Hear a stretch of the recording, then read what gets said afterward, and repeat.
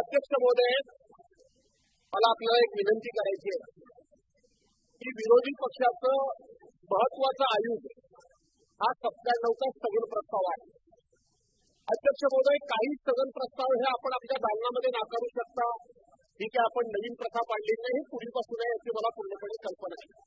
परंतु सर्वसाधारणपणे अध्यक्ष महोदय, आम्ही ज्या वेळेला अशा पद्धतीचे स्थगन प्रस्ताव देतो त्यावेळेला साधारणपणे विधानसभा अधिनियम 97 अन्वये हे प्रस्ताव तुमचे त्या निकषामध्ये कसे बसत नाहीत हे आम्हाला आपण सुनावलं पाहिजे आणि आम्ही कसे बसतात हे आपल्याला किमान आम्ही सांगितलं. त्यानंतर मी तुम्हाला संधी दिलेली, पण त्याच्या व्यतिरिक्त ते सर्व काही बोलले नाही. मी सांगतो ना, म्हणून मी सांगतो ना अध्यक्ष महोदय की हे 1900 हा जो 97चा प्रस्ताव जो आम्ही दिलेला आहे तो कसा निकषामध्ये बसतो. अध्यक्ष महोदय, आज ज्या एका शेतकरी कुटुंबाचा माझे सन्मान्य सदस्य विजय वडेट्टीवार यांनी उल्लेख केला.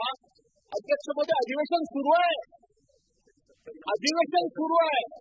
अधिवेशन सुरू असताना लातूर जिल्ह्यातला एक शेतकरी त्याचा स्वतःला बैल घेण्याची त्याची परिस्थिती नाही, खर्च करण्याची त्याची परिस्थिती नाही, अशा वेळेला ते जोत स्वतःच्या खांद्यावर त्यांनी घेतले. अध्यक्ष महोदय, आपण पाहिलं असेल. आणि त्याची 70 वर्षाची पत्नी डोळ्यामध्ये पाणी आणून एक इज्जतशीर एक महाराष्ट्राची खऱ्या अर्थानं जी इज्जत असलेली डोक्यावर पदर घेऊन ते जोत दादा हातते, जरा बघा ते जोत हातते म्हणजे नवरा बैलाच्या जागी ते झुंकला गेलाय. सरकारची जबाबदारी नाही. अध्यक्ष महोदय, अधिवेशन चालू असताना सरकारकडून जबाब मागायचा कधी मागायचा? ज्यावेळेला एरवी सरकार वाटेल ते घोषणा करत असतं. पण अध्यक्ष महोदय, अधिवेशन चालू असताना अशा विषयावर तुम्ही चर्चा नाकारता. आमचं म्हणणंही ऐकून घेत नाही. नियमामध्ये हा प्रस्ताव कसा बसतो हेही तुम्ही ऐकून घेत नाही.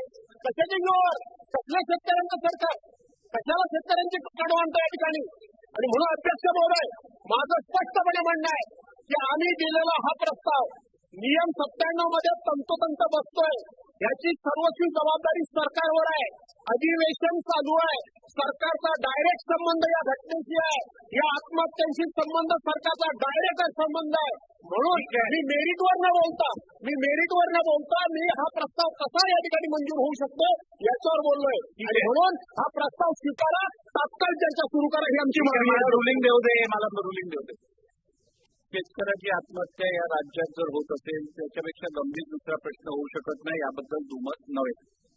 परंतु असं होत असतानाही आपल्याकडे सभागृहाचं जेव्हा आपण कामकाज करतो तेव्हा ते कामकाज या संविधानाने दिलेल्या अधिकाराचं घडलेल्या नियमाप्रमाणे होणं हे अपेक्षित आहे आणि अनिवार्य आहे.